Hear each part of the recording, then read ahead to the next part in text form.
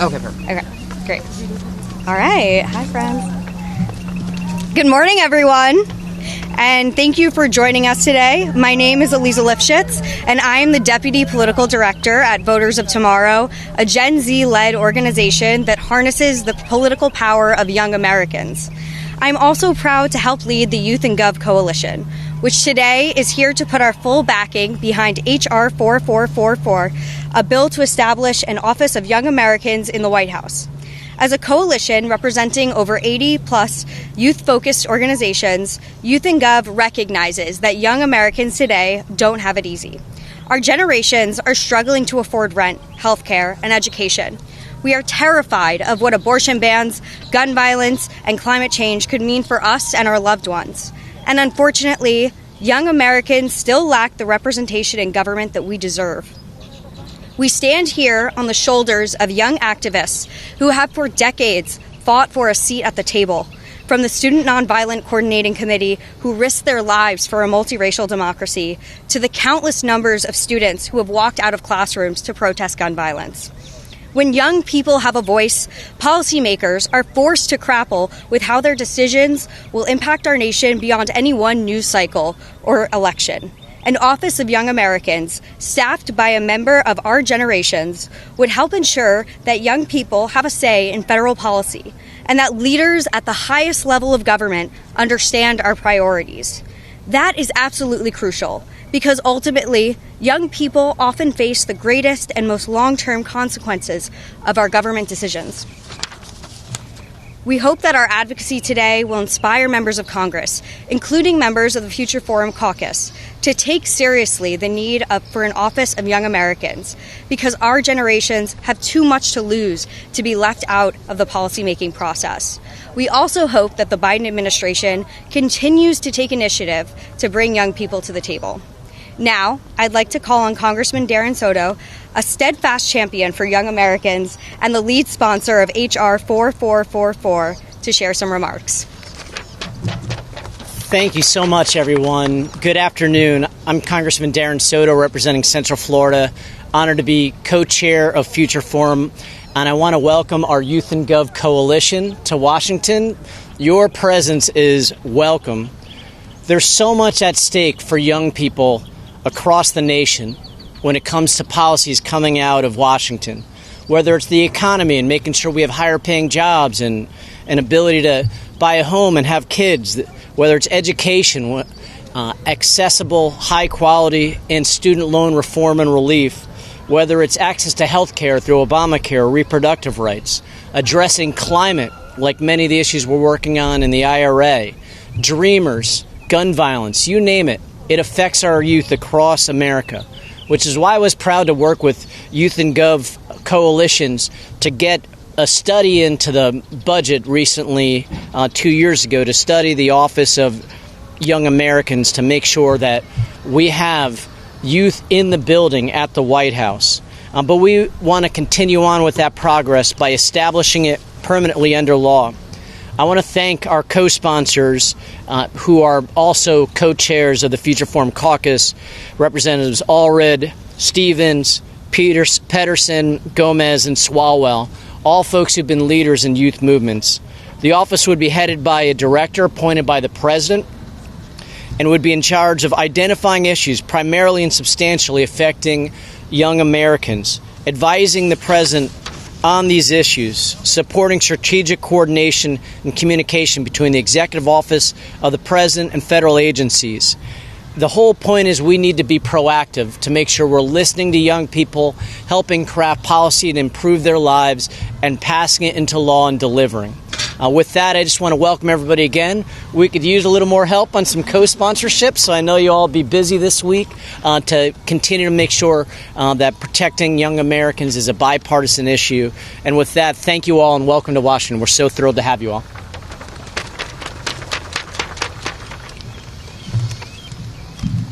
Well, thank you to Voters of Tomorrow, Congressman Soto, and the allied youth organizations for inviting Voto Latino to the table today. My name is Nicholas Crookston. I'm the Partnerships and Government Affairs Coordinator at Voto Latino. An Office of Young Americans is necessary, not just to represent the futures of our generation in the policy process, but also to ensure that the priorities of our most underrepresented community members are given fair representation. Latino youth and youth of color bear some of today and tomorrow's greatest challenges. We are disparately saddled by crippling student debt and rising costs of living. From Miami to Los Angeles, our families and our essential workers are on the front lines of the climate crisis. Communities with growing populations of Latino youth aging into the voting process in Arizona and Texas and Florida and North Carolina are facing some of the strongest assaults on the right to vote. And we've grown up amid our immigrant parents' struggle, generations-long struggle, for legal pathways and relief in this country. Our generation's struggle for a more robust democracy calls us to fight for a more inclusive democracy. By bringing our diverse voices and our bold visions for the future closer to the policy process, an Office of Young Americans would drive us in the right direction. On immigrant justice, on climate justice, on economic justice, on voting rights, on the issues that matter most for the futures of our youngest first-generation community members, first-generation students, first-generation voters, first-generation Americans. This year, 17.5 million Latinos will cast a ballot, 1 in 5 voting in their first presidential election. We are the second largest voting bloc in the country. That's history. That's opportunity. Voto Latino will continue to fight to ensure that we are represented in the process by giving our communities access to tools to vote and by cultivating Latino youth leadership on college campuses and beyond. And we look forward to working with our partners and policymakers towards our shared goals of a future where our families and our communities are represented. And that includes passing and enacting an Office of Young Americans. Thank you.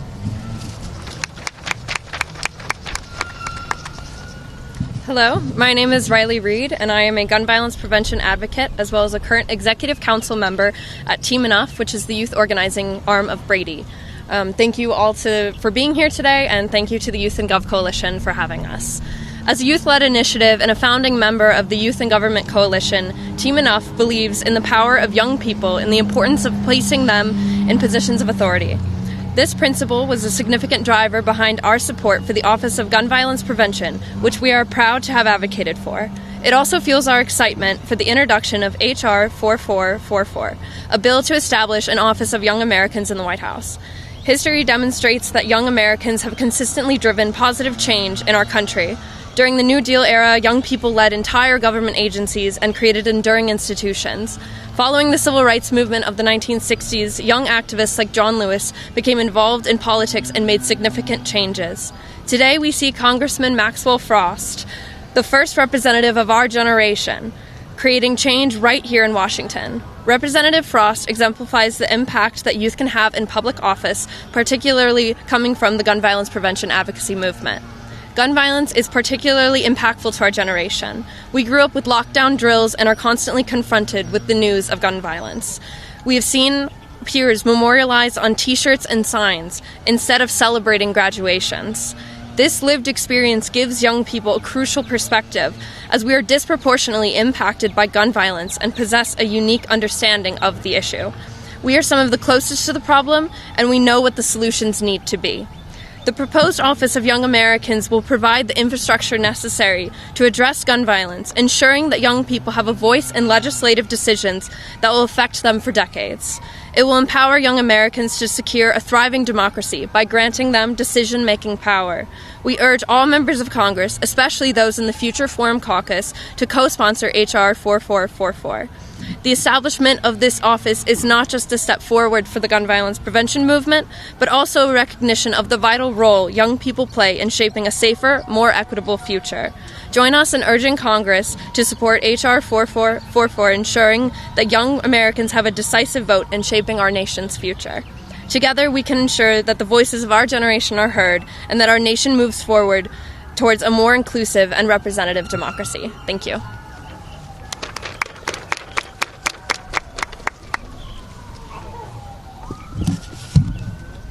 Y'all hear me okay? Yep. All right. My name is Sam Heiner. I am a current student at UNC Chapel Hill, and I'm the executive director of the Young People's Alliance. And I talked to an elected official for the first time in high school. I was desperately passionate about how we could prevent lame duck power grabs in North Carolina, which is something that had been done by our state legislature to try to secure more partisan power. And as a young person, I felt like our democracy was backsliding, and I had to do something to make change or hold them accountable. So my friends and I went to the Capitol. Well, it was COVID, so we actually just did Zoom meetings with all these legislators. We emailed them without having any political connections and asked them to hear us out, hear how we were concerned about how we would grow up into a democracy that wouldn't function properly anymore. And after months and months of trying to get in touch with these legislators, we found that 90% of the time we wouldn't even get an email back, let alone a meeting. When we would get a meeting set up, often these legislators wouldn't show up. And it was a really difficult point for us to see the value in what we were doing. We felt like nobody cared about our perspectives because we were young people that didn't know what was going on. And when we went into offices, we weren't given opportunities to talk about legislation. They would say, you can have a photo opportunity, you can have an internship, but we're not here to listen to the policy that you're talking about. Not explicitly, but we would be rushed out of the office when we began talking about policy change that we actually wanted to see as young people. And this is a systemic issue that we've seen across our entire work through the Young People's Alliance. In this environment, it made it hard to feel like our voices matter. Luckily, we found legislators who valued what we said and who would meet with us in person, fuel our work, and encourage what we had done. And as a result of having those meetings of people who genuinely wanted to engage with us, who would critique our work, try to give us better ideas, and help us become experienced, we are now at a point today where we've had an impact at the state legislature with helping to end child marriage in North Carolina, helped thousands of students get mobilized to vote, and are now working on online safety conversations at the federal level. But had we not stuck it out and during those initial conversations continued to harass these offices and continued to try to make our voices heard, we would have left completely disillusioned with the promise of democracy. And so that's why today, when I hear young people saying that they don't believe in democracy as an effective means of change, or they don't believe in the power of advocacy or voting, it really saddens me, but I understand where they're coming from. Because when you don't come in with political connections or experience and you try to make change, it is extremely difficult to see how your voice can actually lead to change. And that's why we need an Office of Young Americans. Because if we want to see that young people have a voice, if we want to preserve our democracy and show young people that their voice matters and to start making change on the myriad of issues that are affecting young people, we need a place where young people can go that will actually listen to the issues that are affecting them and make change on those issues. We've seen that with every other interest group in Washington has people looking out for them. We've got groups that are working out for retirees, for people working in specific jobs, whatever it is. But for young people, we don't have that same infrastructure built up. And the Office of Young Americans is going to be an important step to engaging young people in our democracy. Thank you.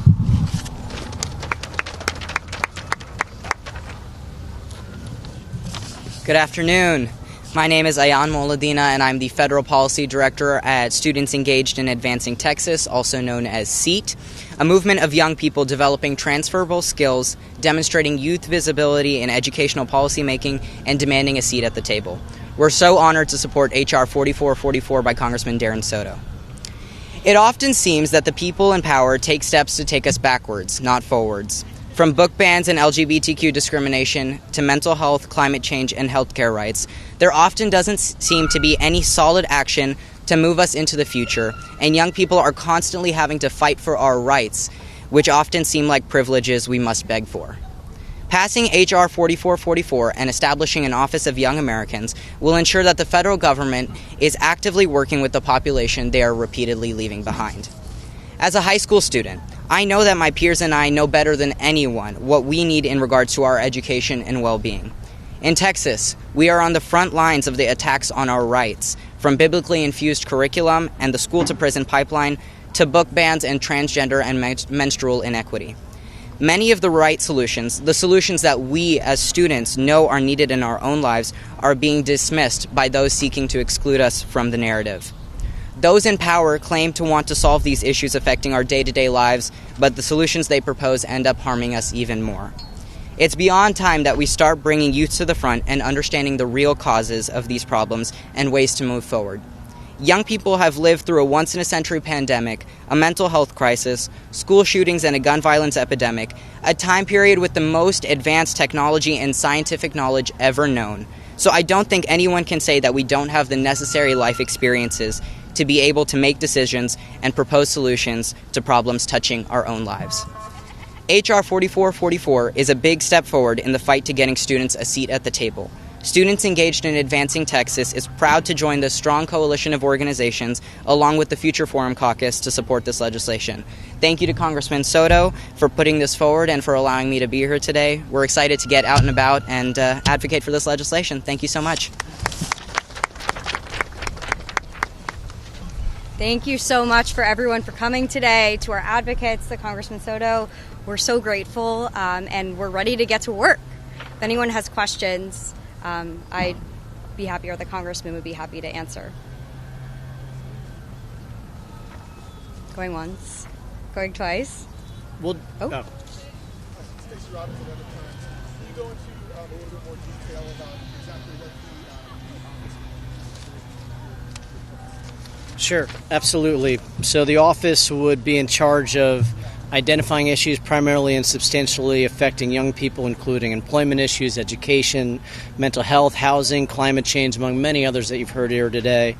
And they'd be charged, the director, with advising the president on those issues. Also, strategic coordination and communication between the executive office of the president and federal agencies with respect to activities pertaining to issues primarily and substantially affecting young Americans. This is really about listening to young people, having someone who is an advocate in the White House for young people, and being proactive in solutions and coordinating it in a more efficient way. And as an advocate, I would think that that person would be very accountable to have experience in the youth advocate in a way that we don't currently have. Okay, well, we'll do individual interviews too. Thank you, everyone, for coming. Thank you so much. Oh, you bet. It's my pleasure. Are you kidding? Yeah. I'm just glad we got great weather. We've got such a good crowd. Yeah. All right, our job this week, get a few co-sponsors. Yes, sir. Absolutely.